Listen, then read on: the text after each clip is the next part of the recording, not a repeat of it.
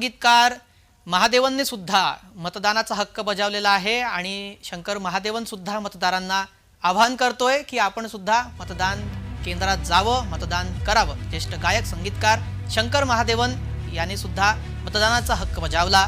वाशिम मध्ये सहकुटुंब मतदान केलेलं आहे। नवी मुंबईकरांना मतदानाचं आवाहन केलेलं आहे। मी नवी मुंबईकर आहे आणि शेवटपर्यंत नवी मुंबईकर राहणार मी। आणि मी माझा शहर बद्दल मला खूप गर्व आहे।